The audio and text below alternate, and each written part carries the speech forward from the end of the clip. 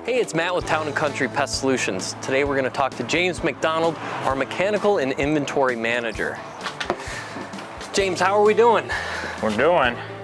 It's fair to say that there is no typical day in your line of work, but today specifically, what sort of skills have you had to implement? I see a little bit of painting, we're talking lock building. What other stuff have you got going on? We're finishing up a welding project to lock up some barn doors for the media room. We had to do some refleeting, get some old cars out, get some new cars in. Now we're going to be doing some inventory stocking and make sure everything is just squared away. Well, with that said, why don't we head over to the other side and check it out? All right, let's go. Now, this area is completely different than it was a couple of months ago, and James, you've had a heavy hand in all the work that's been done out here. What are some of the operational tasks that you handle? First thing we did, we had to clean this out, and then we decided to put in a fence and have some storage and some outdoor overhang.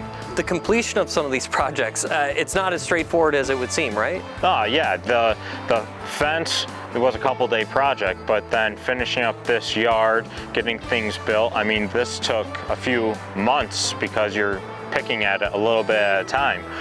So it would be nice to get one project done one day, but it doesn't work that way because you have to work around other projects that are going on, emergency calls, just everything comes up, and so you have to learn the best way to put something down and address another issue. Well, it sounds like a regular juggling act, and to add one more thing onto the list, you talked about fleet maintenance. Why don't we take a look at some of the vehicles? Yeah, let's go see what we got out here. What are some of the things that you do on a day-to-day basis to keep the fleet up and running? So constantly checking in with the taxer, letting them check in with me if they have an issue.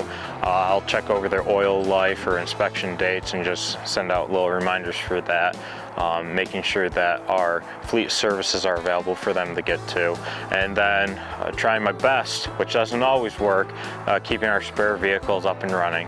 And then when the time comes, making sure our other vehicles are ready to go out into the field for specialty services. I hear we have a couple of specialty vehicles. What are some of the more interesting pieces of equipment that we have at our disposal? So we got a UTV that we use for spraying barriers in complexes, but the newest and most exciting piece of equipment we have is a spider lift.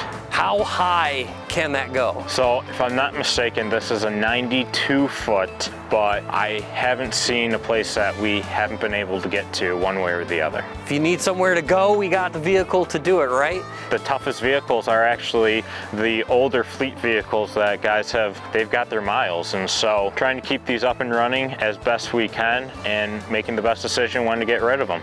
James, it sounds like you have a very long job description, but I appreciate you taking the time to walk us through everything that you do. No problem. I'm Matt. I'm James. Thanks for watching.